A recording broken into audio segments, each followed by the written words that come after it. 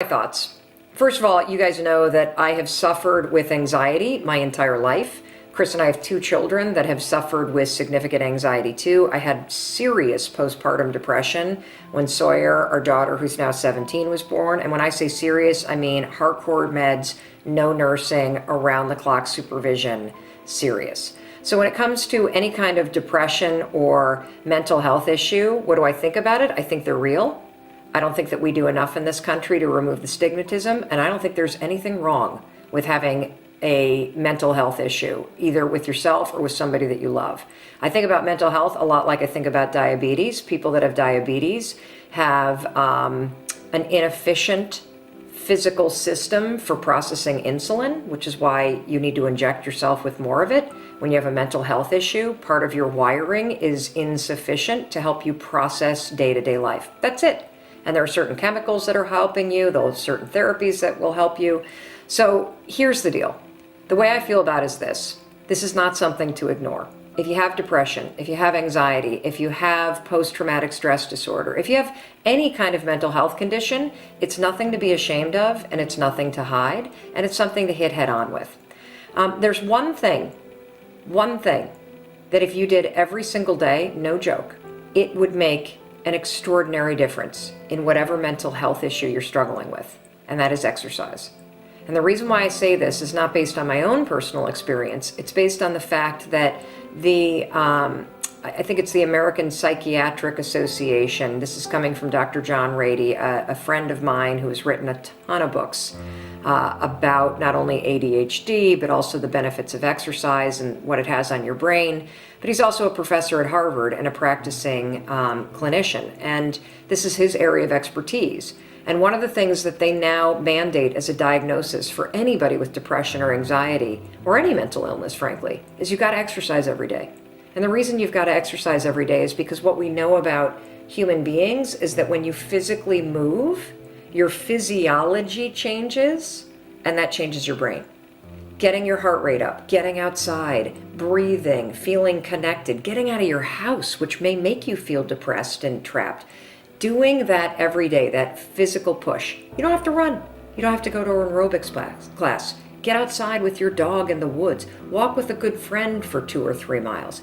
Doing that every single day not only moves your body, which changes your mind, it gets you out of your physical environment, which is one of the things that people with depression tend to have a hard time doing. And it also creates a bit of momentum and a bit of a routine in your life. You take on just that single thing.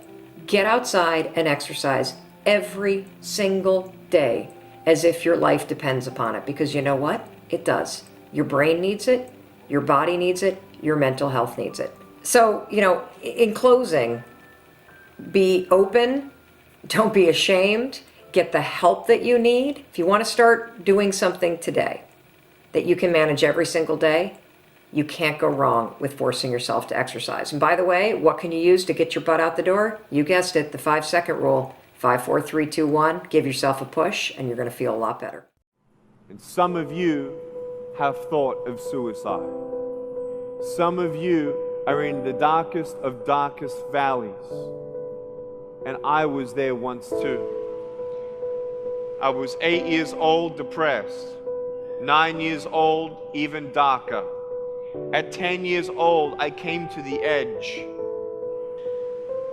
And I thought to myself, there is no hope.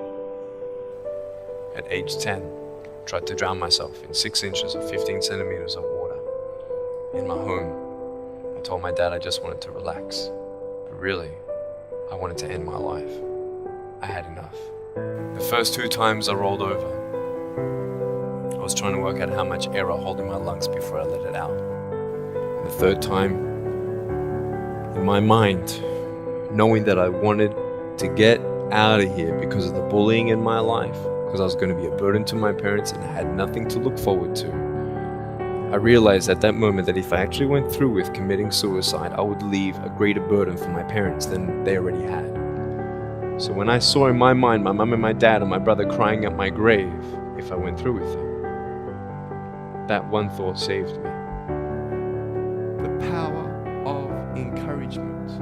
You can save a person's life.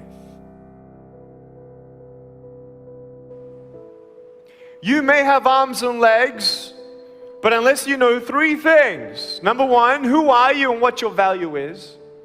Number two, what is your purpose here in life? And number three, what is your destiny when you're done here? If you don't know the answers of any of those three questions, you're more disabled than I. If I gave you $1 billion, would you be happy? If you gave me $1 billion, I'd be very happy. But then if my mum dies tonight, am I happy? No.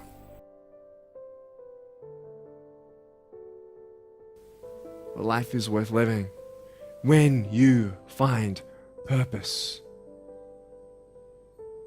Nick, I don't know what my purpose is. I don't know. My parents want me to do this. My teachers want me to do that. My friends think that I should do this, and I don't know what to do. And you're torn, man. You don't know what to do. You have to make important decisions, man. You don't know what to do. Who do you believe? Follow your heart. If that's who you want to be, if that's what you want to do in life, then walk to it. One day at a time. You got to come to the truth of knowing who you are and why you're here. William Barclay, he said, the greatest 2 days in anyone's life, the day you were born and the day you knew why. I know that there are 1 billion people going hungry today. I know that this year 1 million people will commit suicide. It's one every 40 seconds. I know today there are 120 million slaves, and I've met sex slaves.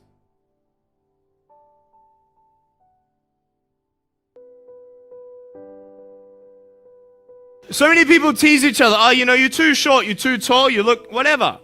Different hair and all that. It doesn't matter. See, the thing is, when you're in school, when you're growing up in life, it actually sort of matters to people how you look. And then it matters to you because it matters to others. Why? Why does it matter how you look? Because if they don't like you, then who will? If they don't accept you, then who will? I know so many teenagers who look themselves in the mirror and wish that they had a different body. I want to ask you, what are you going to believe? Are you going to believe in yourself? Are you going to believe everybody else's judgment on you? Are you going to believe people when they say that you're a failure? No one really likes you. No one really cares about you. That's what this world is. I want to look like her. If I was taller, shorter, smarter, more popular, whatever you want. It's not enough. And the fear that we have is that we're going to be alone. That we're not good enough. And we have to change ourselves. And so many people put me down and say, Nick, you look too weird and no one's really your friend and you can't do this and you can't do that. And I couldn't change anything. It's not like just fixing my hair one day and everything's fine. It's not like, just whatever. I couldn't change my circumstance. I couldn't just one day wake up and say, hey, give me arms and legs. I need arms and legs. But it was so hard because people put me down. And I started believing that I was not good enough. I started believing that I was a failure. That I'd never ever be somebody who people would like or people would accept. And it was so hard, man. I thought to myself, I can't go on the soccer field like everybody else, and I can't ride my bike, and I can't skateboard, and all these sort of things. And I started getting depressed. I thought, what kind of purpose do I have to live? I mean, are you just here to live to die? I mean, is there not a purpose for me? Is there not a purpose in life?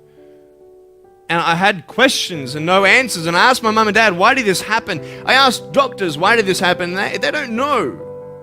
There are some things in life that are out of your control that you can't change and you got to live with.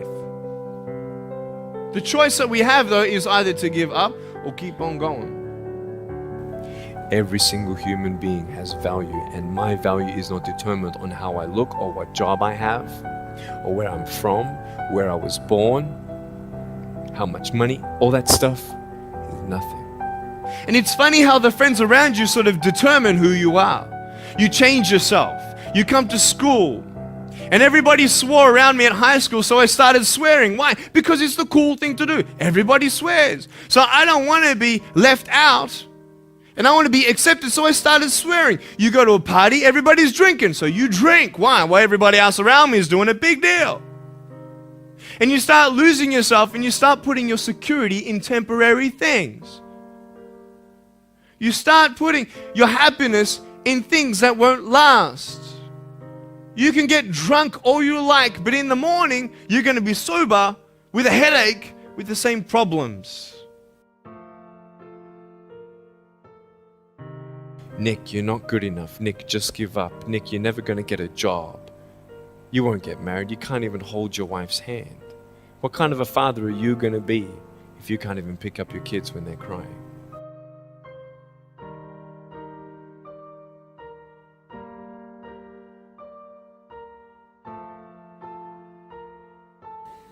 But I tell you, there are some times in life where you fall down and you feel like you don't have the strength to get back up. Because I tell you, I'm down here, face down, and I have no arms, no legs. It should be impossible for me to get back up, but it's not. You see, I will try 100 times to get up, and if I fail 100 times, if I fail and I give up, do you think that I'm ever going to get up? No. But if I fail, I try again and again and again. For as long as I try, there's always that chance of getting up. Does that make sense? And it's not the end until you've given up. And just the fact that you're here should persuade you that you have another chance to get back up. That we have a choice, either to be angry for what we don't have or be thankful for what we do have. You have a choice every day you come to school to either tease somebody, gossip about somebody, or you can go up to them and encourage them. There's still hope. I'm not here today to tell you that I understand your pain. I don't know how it feels to be abused. I don't know how it feels to feel, quote, fat and you've got an eating disorder. I don't know how it feels to have a broken home. But I just want you to know that it's not the end. It matters how you're going to finish. Are you going to finish strong? At age 10, I actually tried to commit suicide by trying to drown myself in my bathtub. And the only reason I decided to stay was because I didn't want to leave my loved ones with that pain. So I decided to give my broken pieces a chance. Man, am I glad that I'm still here. Today, I still have no arms, no legs, but everything's changed.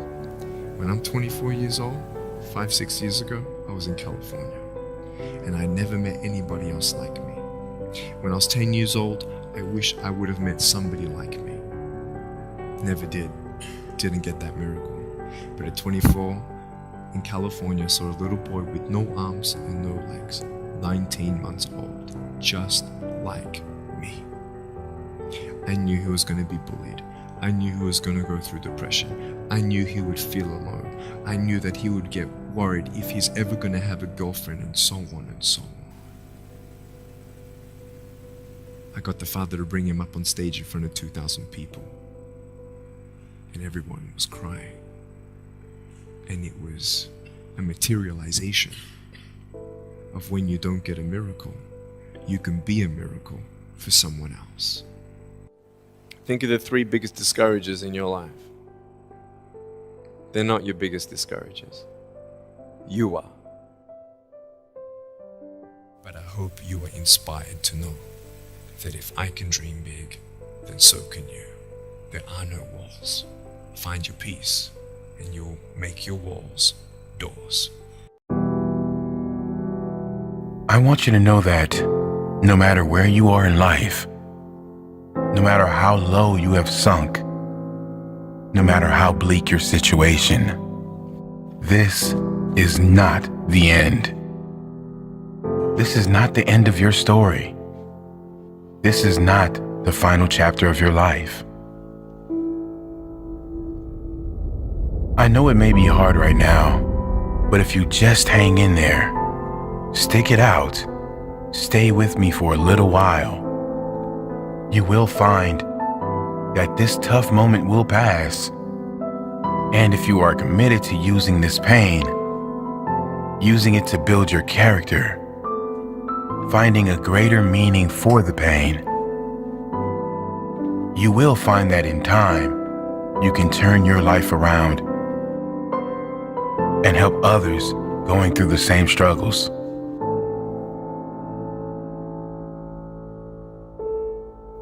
The world right now is in the middle of a mental health crisis. It's estimated almost half the population suffers from depression at some stage throughout their life. Rather than join the queue, it's important we learn why we get down and then how we can change it. Because believe it or not, we create our own negative feelings, and we can also ensure that we turn our lives around and be a positive change for others. The reason anyone gets depressed always comes down to the consistent thoughts we think and the consistent beliefs we hold. Let me say that again. The reason anyone gets depressed always comes down to the consistent thoughts we think and the consistent beliefs we hold. The point here is that anyone that is depressed is so because there is an external factor that didn't materialize in their life. They have lost something outside of their control or don't have something that is out of their control. In school, we are taught how to get a job, but no one teaches us how to live in a state of happiness. No one teaches us how important our conscious and unconscious thoughts and associations are. Is our happiness not worth more than a job? Yes, it is. And before you say happiness won't pay my bills, happiness will pay your bills. When you realize you will be 10 times more energized, focused, and take positive action in your life, when you first choose to develop yourself as a priority and then get to the stuff of the world. I've seen some people who many would consider to have it all in their life because they thought they were not good enough. A thought, a belief within them told them they were not worthy. These people that many were jealous of, many envious of, were not good enough. You must value yourself enough to take the time every single day to work on you, to engage in something that will ensure you are a positive influence on the world. This, of course, doesn't mean life will suddenly be perfect. The same life challenges will show up, but if your mind is strong, if your mind is at peace, your reaction to the challenging times will be very different. Your reaction will be, how can I make this work? Not why is this happening to me? And then others will look to you, not with pity, but with hope. Because your strength will become their hope, their strength. You really can be that powerful. You can ditch the victim story. You can leave the pain behind and focus on how you will react next. How you will react positively. Read all you can read to get your mind in a positive place. Take steps to ensure you will be in a better position next time. Whatever pain you are suffering from, how you can ensure it won't show again. Take little steps and soon you will be at the top of the staircase. Don't give up. You are worthy. You are more than worthy. You deserve to experience how great life can be, and you owe it to the world to be that positive change for others, to inspire others who will look to you and say, he did it, she did it, and I can do it too.